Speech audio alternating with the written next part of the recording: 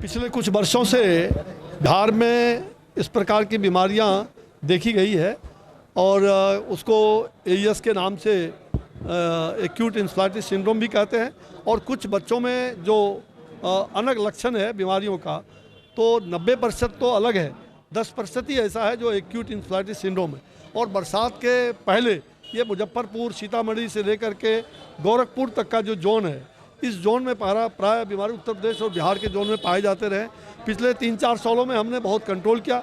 हम स्वयं और गोरखपुर के मुख्यमंत्री जो वर्तमान में, हम दोनों ने मिल करके इसको काफ़ी अभियान चलाया था और भारत सरकार के सहयोग से इस पर कंट्रोल भी हुआ था। और इस साल अचानक ये बीमारी अचानक देखा गया, क्योंकि पिछले बार पूरी तरह से लगभग कंट्रोल हो गया था। मुझे लग रहा है कि इसमें जो बीमारियां हैं उसमें जो डॉक्टरों से रिपोर्ट मिला है, हम लगातार कल से संपर्क में हैं। हेल्थ मिनिस्टर बिहार सरकार मंगल पांडे जी से भी बात हुई है, उनके पदाधिकारियों और अस्पताल के अधीक्षक से भी बात हुई है। अधिकांश मरीज जो पिछले 10 दिनों में ऐसे 15-16, उनके अनुसार जो सुप्रिंटेंडेंट ने कहा कि 15-16 मृत्यु अगले पिछले 8 से 10 दिनों में हुई है।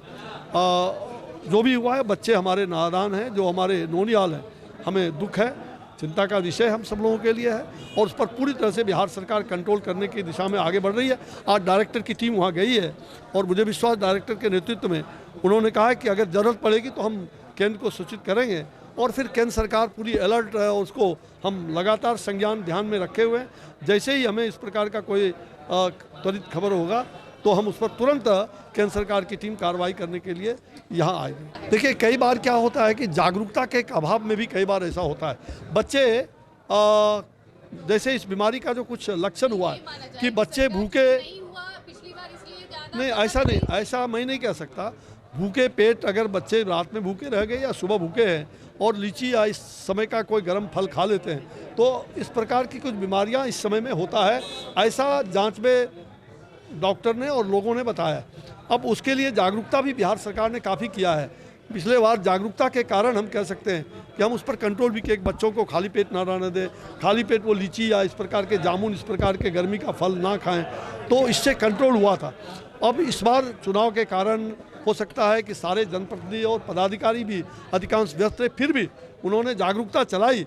हो सकता है उसको और अधिक चलाने की आवश्यकता है, जो बिहार सरकार ने प्रोटोकॉल तय करके और जागरूकता अभियान काफ़ी तेज़ी से चलाने का काम शुरू कर दिया है। और मुझे लगता है कि जल्द ही उस दिशा में जो हेल्थ के लिए अवेयरनेस चाहिए और पीपुल्स पार्टिसिपेशन, लोगों में जागरूकता होना और लोगों की सुनिश्चित उनकी सहयोगिता, तो इसके कारण निश्चित रूप से कुछ बीमारी पर भी कंट्रोल करेंगे। और दवाई प्रोटोकॉल सभी अच्छा व्यवस्थित, बिहार सरकार ने जो पूरे टीम ने जो तय किया है वो व्यवस्थित दवाइयाँ चल रही है।